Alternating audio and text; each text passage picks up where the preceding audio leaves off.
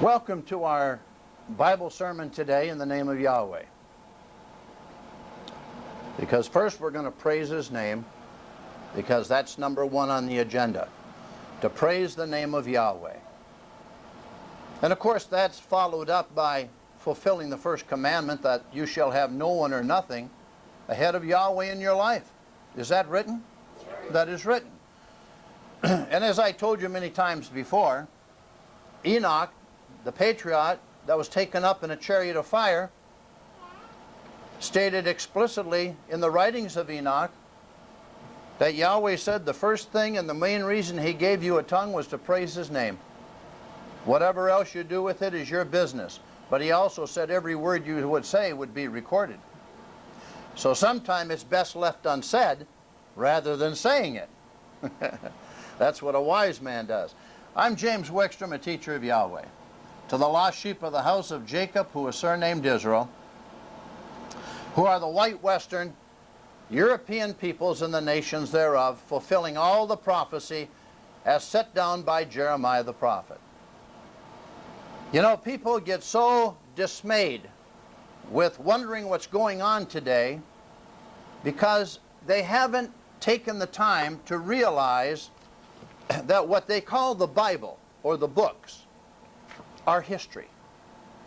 This is very important.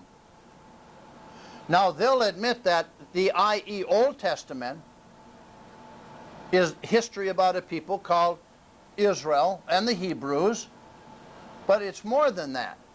The Shemites are talked about in there. The Sethites are talked about in there. Adam is talked about in there.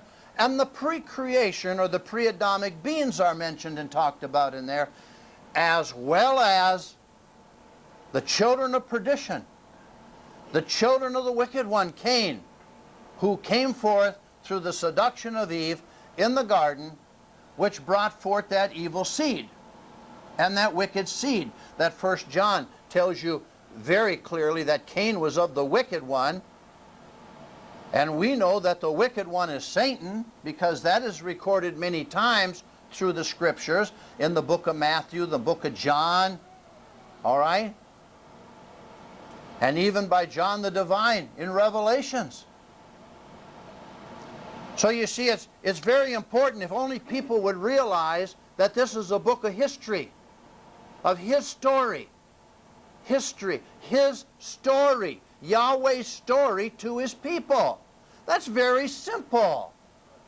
They would start to understand and comprehend what is taking place around them and why it's happening.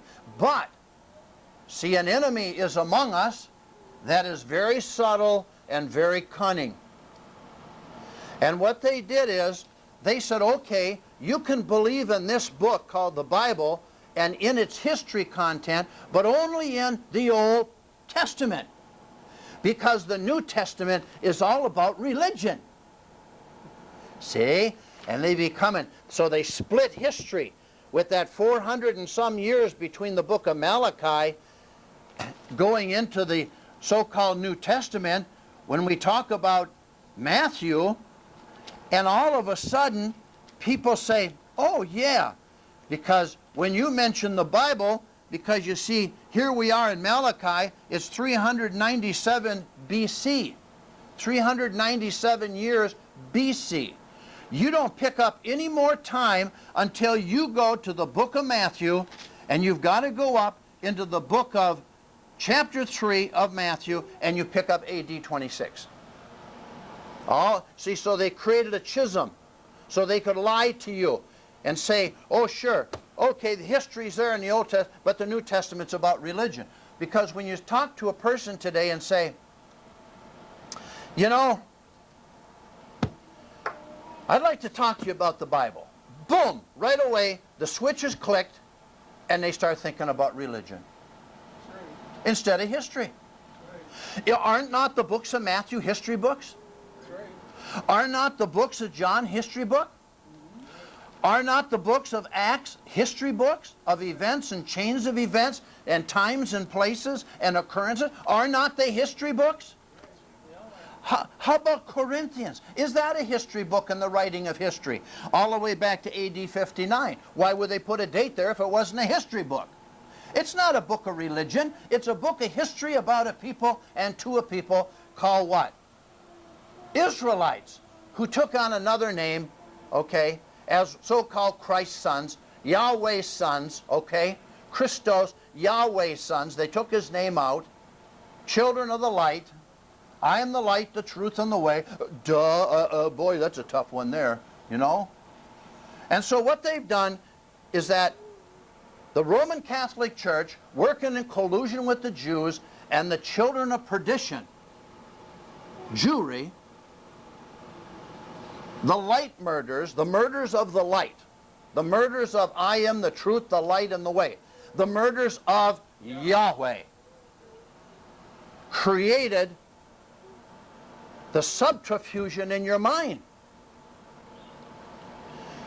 You can say, well, geez, you see gas is up to $3.39 a gallon. Oh, yeah, I can't make it. Yeah, it's bad. Yeah, the milk's going up $6 a gallon pretty soon, too. Oh, yeah, you know who's behind it? I said the Jews are behind it. That's right. And yet, soon as you say Jews, they think, oh, my church said they're God's chosen people, and if anyone curses the Jews, God will curse them. Because that's what they teach. No, I'll tell you what, Judaism is communism. And people had better get this religion